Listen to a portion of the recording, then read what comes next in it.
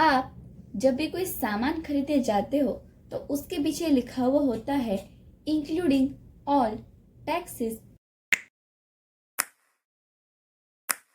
या फिर जीएसटी अलग से दिखाया जाता है। पर एक सवाल है, आप जो ये जीएसटी पे करते हो वो जाता कहाँ है, दुकानदार या गवर्नमेंट? और अगर गवर्नमेंट के पास जाता है तो कैसे? एक एग्जांपल के साथ चले तो मान लो आप किसी दुकान में गए, आपने 40,000 यानी 40,000 का मोबाइल फोन खरीदा, उसमें लगभग 6,000 का जीएसटी छिपा हुआ होता है। अब सवाल यहाँ ये आता है कि ये 6,000 का जीएसटी रखता कौन है? अगर ये दुकानदार नहीं रखते हैं तो गवर्नमेंट के पास किस प्रोसेस से गुजरते हुए ये जीएसटी जाता है? तो मेरा नाम है त्रुषा और मैंने आपको ये मुश्किल सा सवाल एक इजी एंड सिंपल एग्जाम्पल के साथ समझाया है। तो बिना देरी के शुरू करते हैं। पर एक सेकेंड, हमारा तो गोल है जीएसटी को समझना, है ना? तो ये बड़े से अमाउंट जैसे 40,000, 6,000 ये थोड़ा समझना मुश्किल लग रहा है मुझे। तो हम ये सेम कॉन्सेप्ट को समझेंगे एक छोटे से एग्जांपल के साथ, वो है हमारा बिस्किट। रुको, यहाँ पर जीएसटी एंड टैक्स ये दोनों सेम होते हैं क्या? जीएसटी एक टाइप का टैक्स है, गुड्स एंड सर्विसेज टैक्स, यानी सामान और सेवा में लगाया गया टैक्स। टैक्स का मतलब होता है एक्स्ट्रा अमाउंट जो हम प्रोडक्ट के साथ देते हैं गवर्नमेंट को। अब ये टैक्स दो प्रकार के होते हैं, पहला हमारा डायरेक्ट टैक्स और दूसरा हमारा इनडायरेक्ट टैक्स। इनडायरेक्ट टैक्स के अंदर ही आता है हमारा goods and services tax. But एक सेकेंड, यहाँ पर जीएसटी इनडायरेक्ट टैक्स कैसे हुआ? ये गुड्स एंड सर्विसेज टैक्स एक प्रोसेस से गुजरते हुए गवर्नमेंट के पास जाता है, इसलिए वो इनडायरेक्टली माना जाता है। अब वो किस प्रोसेस से गुजरते हुए जाता है, कैसे जाता है, वो हम आगे देखते हैं बिस्किट की लाइफ जर्नी से। तो पहला होता है हमारा मैन्युफैक्चर, यानी जो बिस्किट को बनाता है। फिर दूसरा होता है हमारा शॉपकीपर, यानी जो खरीदता ही है बेचने के लिए। और तीसरे होते हैं हम, यानी कस्टमर। अब यह छोटी सी नोटिस है कि मैन्युफैक्चर एंड शॉपकीपर यानी दुकानदार, उनके बीच में होलसेलर का भी योगदान होता है बिस्किट के लाइफ जर्नी पर। बट यहाँ पे होलसेलर का मतलब क्या होता है? होलसेलर यानी कि जो मैन्युफैक्चर से बहुत सारे बिस्किट इकट्ठा कर देता है और फिर अलग अलग शॉपकीपर को जाके बेच देते हैं। यही होता है होलसेलर का रोल। पर यहाँ पर कैलकुलेशन को सिंपल बनाने के लिए अभी हम होलसेलर को साइड में रखते हैं। अब यहाँ पर मैन्युफैक्चर 80 रुपीज के बिस्किट लेके जाता है शॉपकीपर के पास, पर बीच रास्ते में आ जाता है गवर्नमेंट लगाते हैं 5% का जीएसटी ₹80 के ऊपर, यानी हो जाता है हमारा ₹4। अब यहाँ पर शॉपकीपर ₹80 प्लस ₹4 का जीएसटी इज इक्वल टू ₹84 पे करता है बिस्किट खरीदते वक्त।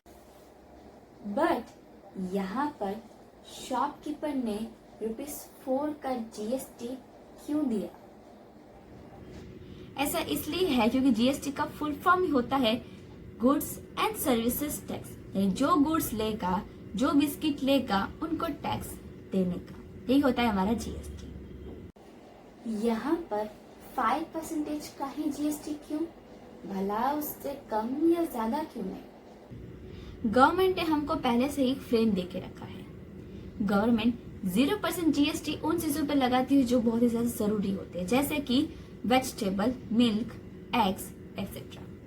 5% जीएसटी उन चीजों पर लगाती है जैसे कि packet food, spices, sugar, T etcetera. And 18% GST उन चीजों पे लगता है जो बहुत ज्यादा लग्जरियस आइटम होता है। यानी यहाँ पे गवर्नमेंट क्या करती है, जितना ज्यादा लग्जरियस आइटम, जीएसटी उतना ज्यादा और जितना बेसिक खाने की चीजें गवर्नमेंट उतना कम जीएसटी लगाती है। तो अब हम आगे बढ़ते हैं अपने ₹4 की जर्नी के ऊपर। यहाँ पर जब गवर्नमेंट ने शॉपकीपर पे जीएसटी लगाया तब शॉपकीपर डायरेक्टली जाके वो ₹4 गवर्नमेंट को जाके नहीं दे देते, वो मैन्युफैक्चर के थ्रू वो ₹4 गवर्नमेंट को देते हैं। यानी कि यहाँ पर शॉपकीपर के पॉकेट से ₹4 जाते हैं एंड मैन्युफैक्चर के हैंड से ₹4 जा रहे हैं।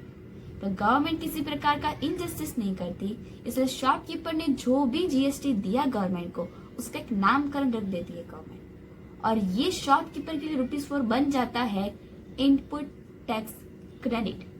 यानी कि इनपुट अंदर से किया गया प्रोसेस, कौन सा? टैक्स का। क्रेडिट हम आगे देखते हैं। गवर्नमेंट ने जीएसटी लगाया, शॉपकीपर ने ₹4 मैन्युफैक्चर के थ्रू दिया, इसलिए इनपुट टैक्स क्रेडिट। अगर आपको यहाँ तक क्लियर है, मतलब आपको जीएसटी समझ आ चुका है, बस जीएसटी की चेन को थोड़ा सा डिटेल में समझते हैं। अब हम अपने नेक्स्ट पॉइंट की तरफ बढ़ते हैं, वो है हमारा शॉपकीपर का प्रॉफिट। यहाँ पर शॉपकीपर ने ₹84 में बिस्किट को खरीद लिया था, बट वो ₹84 के ऊपर अपना प्रॉफिट ऐड नहीं करेगा, क्योंकि ₹4 जिसके अंदर छिपा हुआ है वो जीएसटी है, यानी उनका पैसा नहीं है। ₹80 जो है, जो बाकी है अभी, वो उनका इन्वेस्टमेंट है, इसलिए वो उसके ऊपर प्रॉफिट ऐड कर सकते हैं। यहाँ पे हो जाता है उसके बाद ₹80 प्लस ₹20 इज इक्वल टू ₹100। ₹20 उनका प्रॉफिट है एंड ₹100 बिस्किट का फाइनल प्राइस हो जाता है। यहाँ पे सबसे इम्पोर्टेंट पार्ट स्टार्ट होने जा रहा है, जो बहुत ही इंटरेस्टिंग भी है। तो अब यहाँ पे शॉपकीपर ₹100 का बिस्किट लेके जाता है कस्टमर के पास, बट बीच रास्ते में आ जाता है गवर्नमेंट लगाते हैं 5% का जीएसटी ₹100 के ऊपर, यानी हो जाता है हमारा ₹5।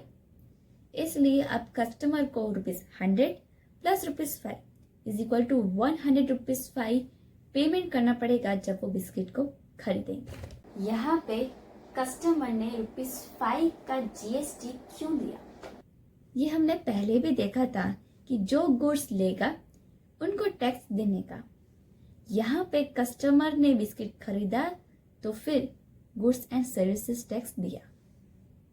अब हम अपने नेक्स्ट पॉइंट की तरफ आगे बढ़े तो यहाँ पे कस्टमर डायरेक्टली जाके गवर्नमेंट को वो जीएसटी नहीं दे देते हैं, वो शॉपकीपर के थ्रू गवर्नमेंट तक जाता है।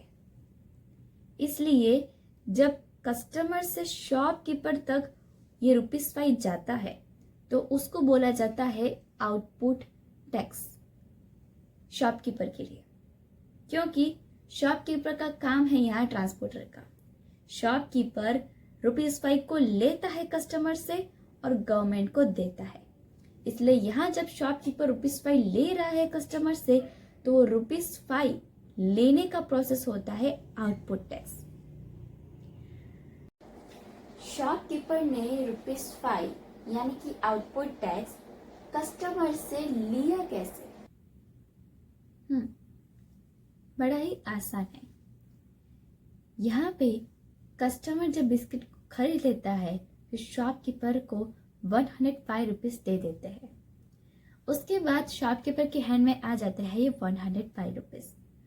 अब ये ₹105 में से गवर्नमेंट का जो पार्ट होता है, जो पहले से ही इंक्लूडिंग था, वो शॉपकीपर अलग कर देता है, यानी ₹5 को माइनस कर देता है, और जो बाकी रह जाता है उसे अपने पॉकेट में रख देता है। अब शॉपकीपर यहाँ कस्टमर से आउटपुट टैक्स ₹5 का लेके पूरा गवर्नमेंट को ₹5 नहीं देते हैं, क्योंकि गवर्नमेंट के इंटेंशंस को देख लो तुम। यहाँ पे गवर्नमेंट कस्टमर के पॉकेट से ₹5 ले रहे हैं एंड शॉपकीपर के हैंड से ₹5 ले रहे हैं, यानी कि गवर्नमेंट को कस्टमर से ₹5 ही चाहिए और शॉपकीपर से भी ₹5 ही चाहिए, ना ज्यादा ना कम। इसलिए जब शॉपकीपर की बारी आती है गवर्नमेंट को ये ₹5 देने की, तो वो यहाँ पे हिसाब किताब शुरू करता है ₹4 का, तो उसने पहले ही दे दिया था। अब यहाँ पे गवर्नमेंट को शॉपकीपर से ₹5 ही टोटल चाहिए एंड शॉपकीपर ने ₹4 पहले से ही दे दिए हैं, यानी कि अब शॉपकीपर सिर्फ ₹1 देंगे। एक बार रिपीट करते हैं, गवर्नमेंट को शॉपकीपर से टोटल चाहिए ₹5। कहाँ से? आउटपुट टैक्स से। ₹4 शॉपकीपर ने पहले ही दे दिए थे, जो था हमारा इनपुट टैक्स क्रेडिट। इसलिए अब शॉपकीपर कस्टमर से आउटपुट टैक्स लेने के बाद सिर्फ ₹1 पे करेंगे। फटाफट से हम रिकैप कर लेते हैं जो भी हमने जीएसटी में आज समझा। यहाँ पे गवर्नमेंट ने पहले कस्टमर पे ₹5 का जीएसटी लगाया। कस्टमर ने शॉपकीपर को जब वो ₹5 दिया तो आउटपुट टैक्स बन गया था। फिर शॉपकीपर पूरा गवर्नमेंट को ₹5 नहीं देता है, उसको डिवाइड करके देता है 1 और 4 के रूप में, यानी कि 4 पहले ही शॉपकीपर ने दे दिया था, इसलिए आउटपुट टैक्स लेने के बाद अब शॉपकीपर सिर्फ ₹1 देंगे। अब आपको समझ आया हमारा ये ₹4 क्रेडिट क्यों था? क्योंकि ये पेमेंट तो हो गया था, बट ये फाइनल पेमेंट नहीं था, इसके साथ आगे प्लस माइनस होने वाला था, इसलिए ये इनपुट टैक्स क्रेडिट था। ओके, अब आपने यहाँ पे एक चीज ऑब्जर्व की क्या? यहाँ शॉपकीपर ने अपने पॉकेट से कुछ भी नहीं दिया, जीएसटी को सिर्फ ट्रांसपोर्ट किया है, यानी कि पूरा जो बर्डन होता है गुड्स एंड सर्विसेज टैक्स का वो कस्टमर के ऊपर आता है। कुछ ऐसे यहाँ पे कस्टमर ने एक बिस्किट के लिए दिए थे ₹100 plus ₹5 is equal to 105। Okay, यहाँ पे ₹100 के अंदर था प्रोड्यूसर का ₹80 का पार्ट एंड शॉपकीपर का ₹20 का पार्ट। फिर ₹5 जो था वो जीएसटी था गवर्नमेंट का, जिसमें प्रोड्यूसर ने ₹4 का जीएसटी दिया एंड शॉपकीपर ने ₹1 का जीएसटी दिया, बट कस्टमर के पॉकेट से, इज इक्वल टू हमारा हो गया था 105। यानी कि कस्टमर ने जब बिस्किट खरीदा उसके अंदर जीएसटी भी था एंड इंडस्ट्री का ऐसा प्रॉफिट भी था। अब जीएसटी क्लियर हो चुका है, फटाफट से हम वो मोबाइल फोन के ऊपर थोड़ा नजर डाल देते हैं। हमने फोन खरीदा था 40,000 में, 40,000, उसके अंदर छिपा हुआ था 6,000 का जीएसटी, यानी कि 34,000 जो है वो इंडस्ट्री के पास जाता है और ये 6,000 ऐसे ही प्रोसेस के साथ गवर्नमेंट तक पहुंचता है। अब जीएसटी कंफ्यूजन नहीं लगेगा, सिस्टम क्लियर है। दूसरों का भी क्लियर करो, यह वीडियो शेयर कर।